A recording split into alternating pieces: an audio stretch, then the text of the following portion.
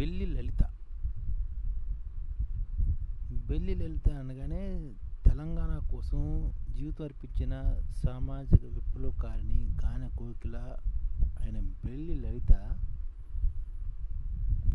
తెలంగాణ అస్తిత్వం కోసం గళమెత్తి గర్జించి ప్రజల ఆర్తిని ఆకాంక్షలను ఘనంగా మలిచి తెలంగాణ ఉద్యమానికి ఊపిరిదిందనమాట ఈ లలితక్క. తన చివరి శ్వాస వరకు తెలంగాణ పాట పాడింది. ఆమె జీవితం ఎంతో ఆదర్శం. ఉద్యమాల గడ్డ ఉమ్మడి నల్గొండ జిల్లా ఆత్మకూరు మండలం నాంచారిపేటలోని నిరుపేద కుటుంబంలో బెల్లి రామయ్య వెంకటమ్మ దంపతులకు 1974 ఏప్రిల్ 29న బెల్లి లలిత జన్మించారన్నమాట. తండ్రి వ్యవసాయ కూలి, గొర్రెలు కాయడం, ఒగ్గు కథలు చెప్పడం వారికి వారసత్వంగా వస్తున్న వృత్తి. ఒగ్గు కథ చెప్పేటప్పుడు ఆటకు పాదం కలుపుతూ పాటకు తాళం మోగించి గొంతుతో గొంతు కలిపి లలిత గాంత్రం చేయడం చిన్నప్పుడే నేర్చుకుంది. చిన్నప్పుడే భువనగిరిలోని పత్తి మిల్లు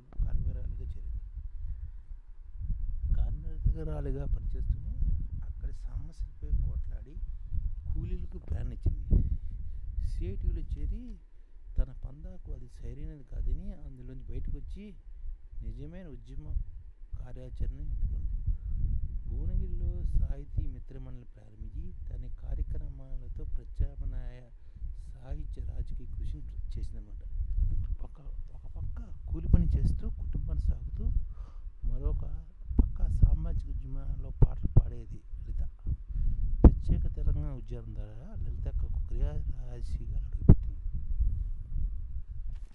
1997లో మార్చిలో భువనగిరిలో జరిగిన దగాపడ్డ తెలంగాణ సభకు 50,000కు పైగా జనం వచ్చారు. అందులో లలితక్క పాటలతో తన సభా ప్రాంగణాన్ని దద్దరిల్లేలా చేసింది.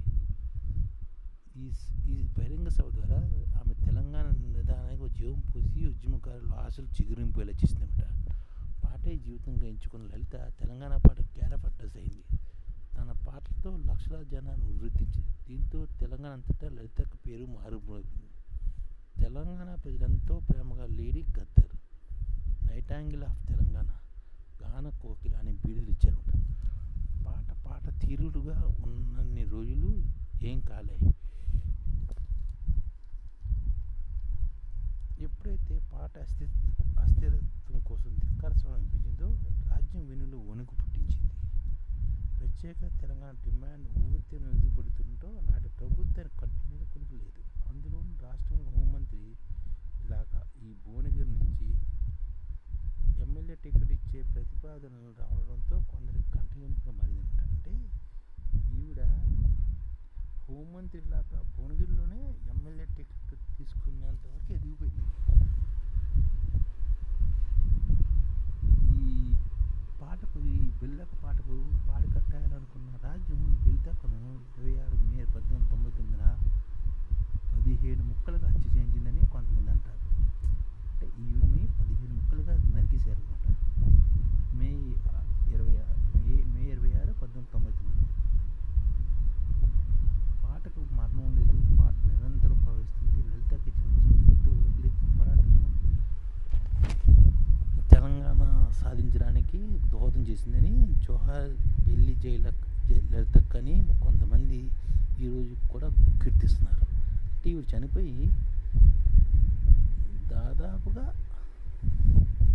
24 సంవత్సరాలు అయింది. అయినా సరే ఈవిడ గర్జించిన సింహం అన్నమాట. ఈవిడే బెల్లి లలిత. ఈవిడ్ని మనం అందరూ గుర్తించుకోవాలి. ఐడిఎఫ్ కూడా ఈవిడ్ని గుర్తిస్తుంది.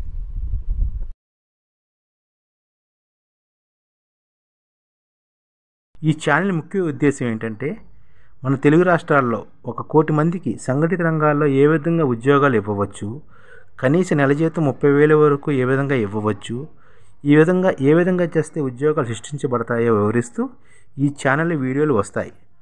అలాంటి వీడియోలు మీకు కావాలంటే మన ఐడిఎఫ్ భాస్కర్ ఛానల్ని సబ్స్క్రైబ్ చేసుకోండి. ఐడిఎఫ్ అంటే ఇండియన్ డెవలప్మెంట్ ఫోర్స్.